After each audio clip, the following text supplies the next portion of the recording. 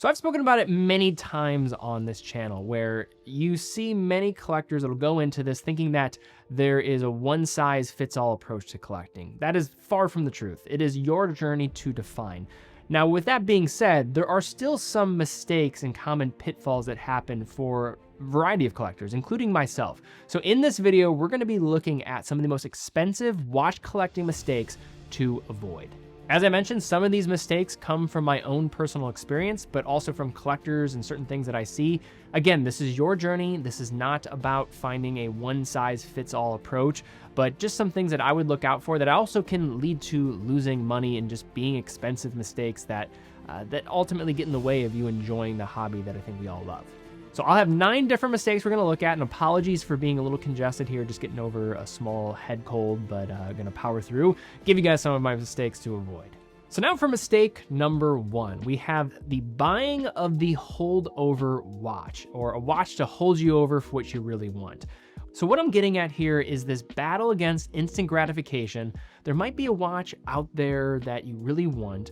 It might require some more patience and saving up. Maybe it's 6 months, maybe it's 12 months, maybe it's beyond that, but a reasonable amount of time if you were able to exercise some patience to be able to get that specific watch. A couple things I will point out: if the watch is not obtainable to you in a responsible manner, that's a totally different story. If you can't actually go out and take the time, save up the funds in a responsible way to get the watch you really want, then you should try to find a watch either adjacent to the style or maybe a completely different path if you can't find something that really scratches that itch for you.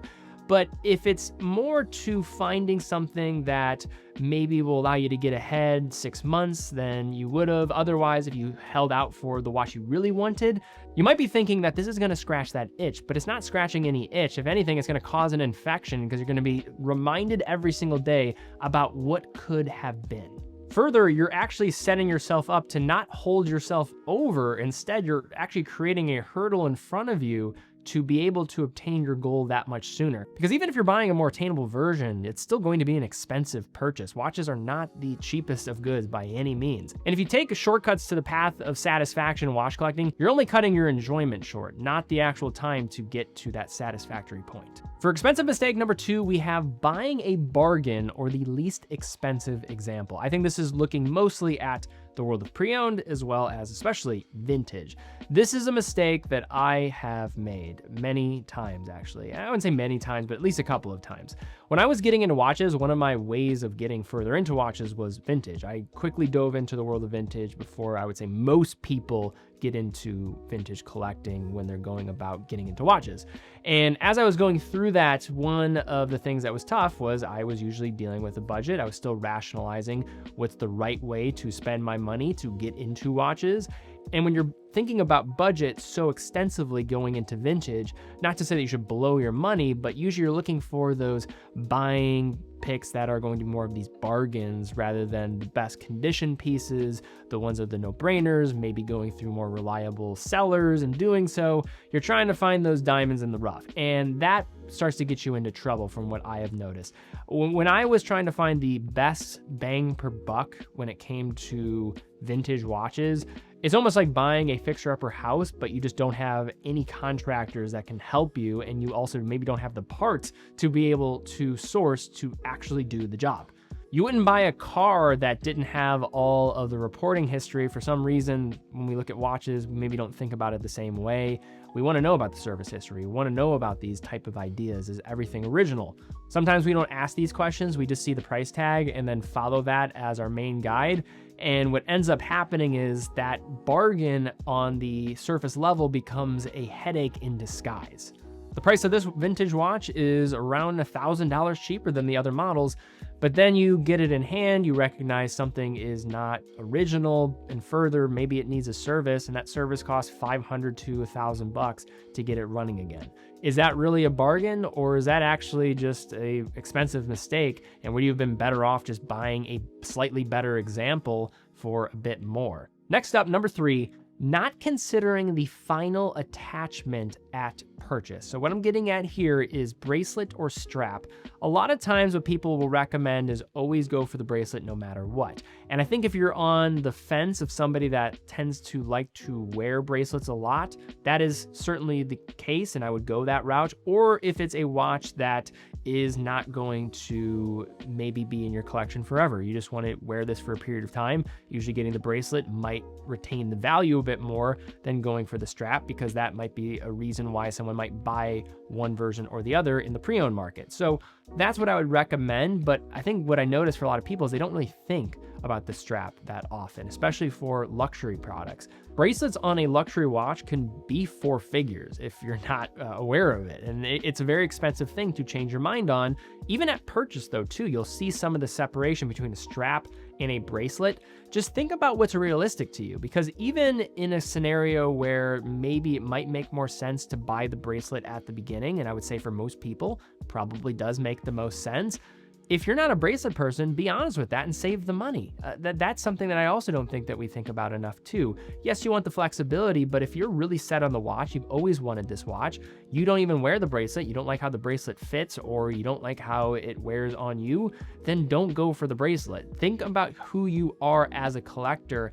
I don't think there's enough thought around what is the strap choice for you at that time of purchase. If you like bracelets, go for the bracelet. I know this is self-explanatory because it is sometimes more expensive to get it after the fact than it is to get the strap after the fact. Another thing I'll throw out there is when you're getting into the world of luxury watches, it's even more important to consider this, the bracelet versus the strap conversation.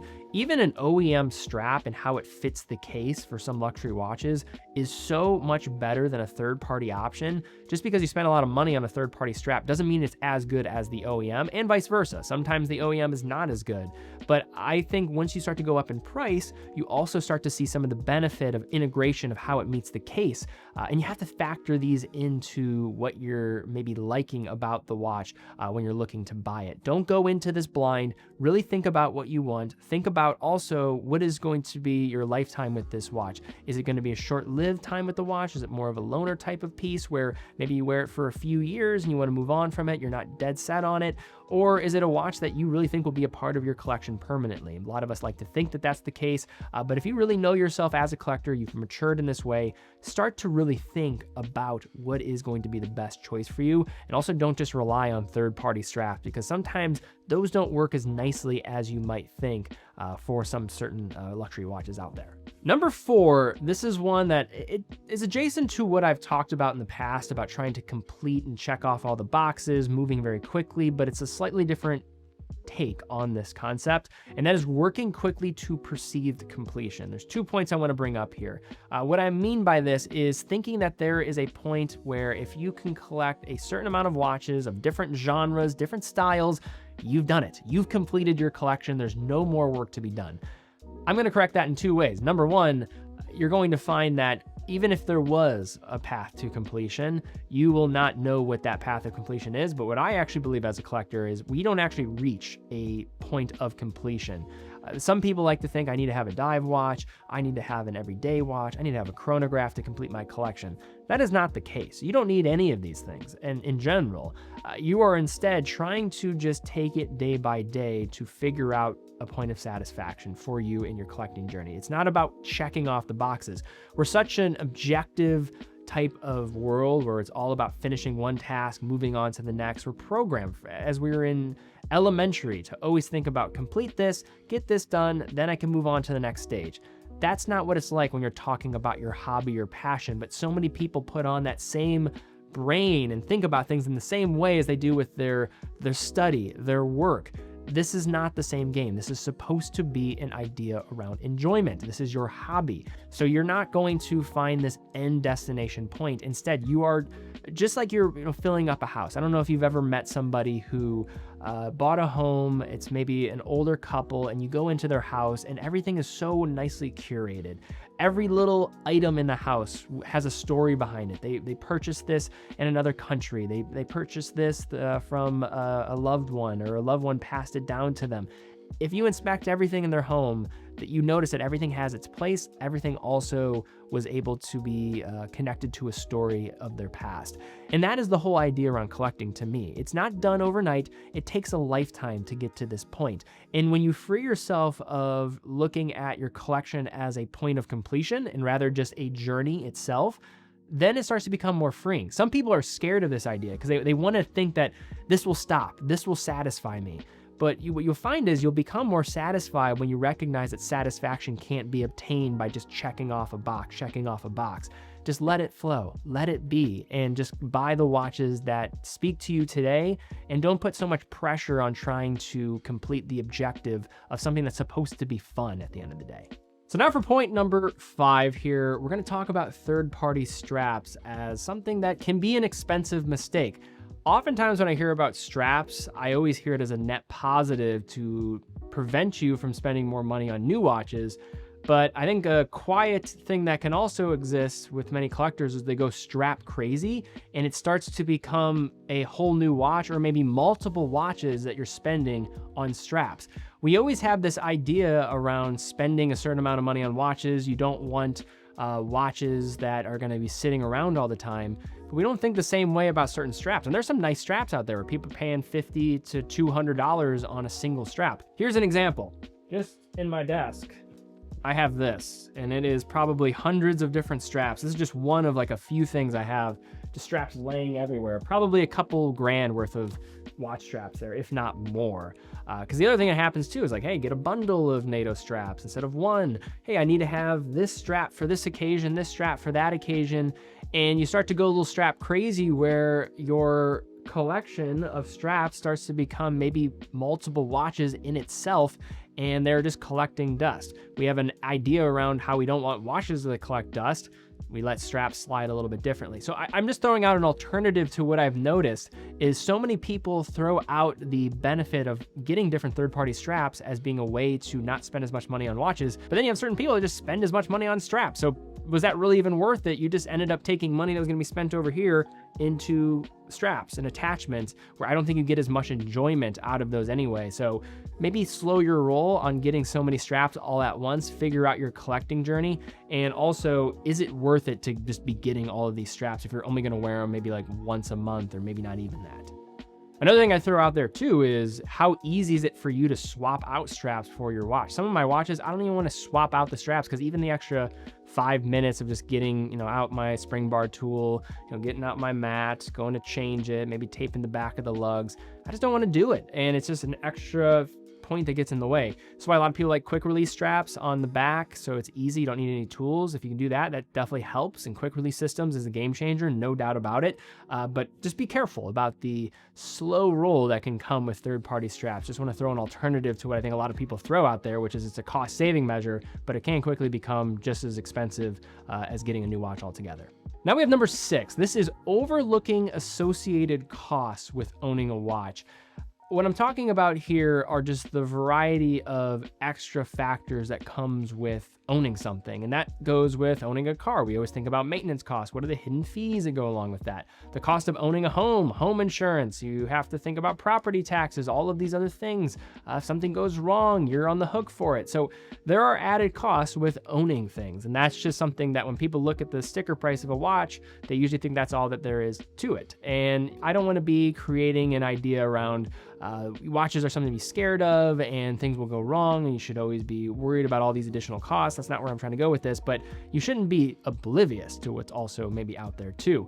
I'm talking about insurance. If you're starting to spend some serious money on watches, you want to have your watches insured. Service and getting watches serviced for over a period of time. This is especially true if you're looking at pre-owned watches and vintage watches especially. You should always factor that into purchase. If you're buying something new, not as much of an issue because you probably have 3 to 7 years without even worrying about a thing, and chances are you'll also be covered under warranty if you are buying it from an authorized channel. Storage, where are you going to store your watches? Do you need a safe? Do you need watch boxes? These things cost money. Straps and accessories, we just talked about in the previous point. You know, you might want some different straps, and switching things out, that's a little budget you might want to have on the side. Import duties, this is a big one, especially with what's going on in the world right now. But if you're not factoring in, if you ever bought a watch from overseas, and I did this years ago thinking like, oh, that's going to be my cost, but then I get a nice bill from US Customs, I'm like, okay, that's going to be a little bit more than I thought to bring in that watch. And I was looking at a cheaper example of something, thinking that I was going to get it at a deal, but if I had to import that good into the United States, it ended up costing more than something that was in better condition here in the United States. So factor that into your acquisition of certain watches. Just because a watch is listed for a lower price doesn't mean it doesn't come with some downsides of that as well. Factor in all these costs, think about this when you're going into a purchase, and you'll feel a lot better about what you're actually getting as an end result. Number 7, not thinking about redundancies. So for me, I think if you have too many watches that are the same style, you'll find that there's going to be a casualty as a result. You might have a scenario where having 2 black dial divers can make some sense, but for most people, you probably don't need that overlap, and life itself can be a battle against monotony. I don't think we want your collection to become a victim to the same trap. Try to diversify what you have so that when you have a circumstance in life, you have a no-brainer in your mind on what you want to wear in that moment. If you have so many watches that do the same thing for you, and I find there's a lot of people, they like a certain thing and they keep buying the same watch of the same style, but what ends up happening is you have a lot of watches that fill the same void in your lifestyle. And when you have that, you have expensive anchors that are money just going into things that you never actually wear. And is that really a example of buying something that you like and enjoy, or is it just showing that you haven't really thought things through fully and you've spent money on a lot of things that are basically the same and filling the same type of idea in your collection philosophy? I see this happening on 2 sides too. Certain times people will spend a lot of money on a certain watch of a style, and then they'll get something a lot cheaper, and then they end up wearing the cheaper watch all the time, or vice versa. They've spent so much money on a watch and they think that I have to wear the one that I spent more money on, and I'm not going to wear the less expensive one. And if they are the same style, you can recognize there's a conundrum that happens every single day. You don't want to create these conundrums for yourself in just the day-to-day and when you're grabbing something, but further beyond that, you don't want to put money in things that are doing the same things for you. You would never buy 2 cars that do the same thing for you. You would never do the same thing with watches. Yes, it's a little bit different. It's not a need by any means, but when you go to the grocery store, you're not going to buy extra eggs just because you can. Recognize redundancy and the cost that goes with them, and recognize lifestyle. Don't just buy what you like if it means that the same thing is going to be checked off multiple times, because if it gets in the way of you being able to wear it and enjoy it, that defeats the purpose altogether. Number 8, this is a big one and something I see many people fall victim to. They buy the brand versus buying themselves. And what I mean by this is a lot of people will fall victim to buying what others think is going to be best for them. There's also an idea where you have to own this brand to be part of the community. That is not true, and you don't need to own any single watch to feel like part of the community, or thinking that you have to buy the next big hype thing that's out there. This is hype, so I should get it. Letting voices of others be your voice is going to get in the way of your happiness in this hobby and fulfillment. I think the hype side is where you see people really fall victim to this. They think that to be successful and to look the part, I need to own a Rolex. That's what I have to buy. Where I find that falls short is when they get the watch, they just are looking for other people's satisfaction, and they're trying to fill a void of others to look in their direction and think about how great they are, when instead they should really just be thinking about what they want. And if they don't find enjoyment from the watch that they wear, then you shouldn't even collect watches in the beginning. That's not what this is about by any means. You really want to separate from groupthink. Don't aim to fit in. Aim to belong, and by belong, it's a pursuit of self and what you like. Don't follow a brand, don't think about brand. Let yourself and your own internal dialogue determine what is the right brand for you outside of what other people might think. I see a lot of people chasing. Don't chase. Simply look within when you're talking about your collecting journey, and you'll feel a lot better for it. And then we have our final expensive mistake, not considering the existing market of watch.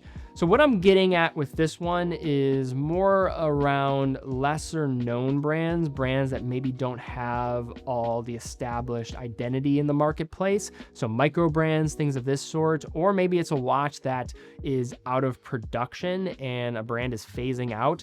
I think what you should always do is just see if there's an existing interest in that watch. The best way to look at that is, are there watches currently, seeing, traded with one another? Are there a lot of reviews and coverage of that watch? Is this something that is regularly talked about, and are there people actually interested? I also want to put a lot more emphasis on this if you are in the early days of your collecting journey. I find a lot of people are trying to go for these obscure, unique takes when they're going into their collection. And then what you'll find is that some of the watches they collected in the early days are not the watches that they ultimately want long term. So it is always better to know that there is a built-in market. So if you ever wanted to sell one of these watches, you could. But if you're going for all these obscure micro brands and watches that are like these great bargain picks that you're getting marked down crazy at certain places, you'll find that there's a reason why those are marked down, and it's because nobody actually wants those watches. So think about that when you're going to buy, because if you're in the early stages, you don't have any invested capital into the watches and into your hobby. If you're more into this, I don't think it matters. If you know that you're going to be into it for the long term, I think that's okay. All this point is just to be aware of what is going on with the market a little bit before you buy, especially if you're not so set on going for that watch and you don't really know what your tastes are fully yet. I think the best thing to do in the early days is to go for a tried and true type of idea, figure out what you like, buy an example, live with it a bit, and then from there you can start to gradually refine what your tastes are. And as you refine those tastes, you can start to get more niche and specific about what is right for you. I know some people might not agree with this, but what I have found for myself and for other collectors, you don't really know what you want until you experience a lot. And what you experience in the early days is a very small view of the collecting world, and you're not seeing the big picture. So once you can start to see the bigger picture, recognize where you fit within that picture, that's where you can start to make these more daring and discerning decisions, and you won't pay the cost of it. If you're okay with doing this and you just like a watch and you're not worried about ever selling it or going into another watch in the future, then I think you can disregard this point. You just have to know you as a collector, be realistic about who you are and at what step you are in this journey and marathon that is watch collecting. But all right, guys, those are my 9 expensive mistakes to avoid when you are buying watches. These are some of the things that I have noticed for myself, other collectors. If you found this helpful, please give this video a thumbs up, subscribe, hit the bell icon. Really appreciate that. Is there another expensive mistake that you have noticed for collectors or for yourself when you've been getting into watch collecting that if you could have gone back and maybe just told your past self this at the beginning, could have saved you a lot of headache and money at the end of the day? So if that's something that you could put down in the comments below, really appreciate it. I think that helps people when thinking about these like philosophical journeys of collecting. I think there's so much information out there about watches that I like to do these videos just because it allows us to take a step back and just remind ourselves what is the best path forward for us as a collector. You get so tunnel visioned into what our world is and what we think is best for us that we don't sometimes reflect on maybe where we're at currently and what are some great paths forward. So hopefully this video was helpful for you guys. Also, definitely check out teddyballister.com. Every purchase from teddyballister.com comes with a full factory warranty, quick and fast fulfillment, dedicated customer support. Also, if you have any questions about watches, reach out to us in the bottom right corner on live chat throughout the day. Any questions, be happy to answer those for you. Sometimes I'm even on live chat as well, so I'll pop in there and help some certain people out if they do have questions about things on our site. Any purchase also helps support the content that we're producing here. It allows us to keep doing what we're doing here, and obviously we love what we do. But guys, thank you again so much for watching. Be well, and I'll see you all very soon.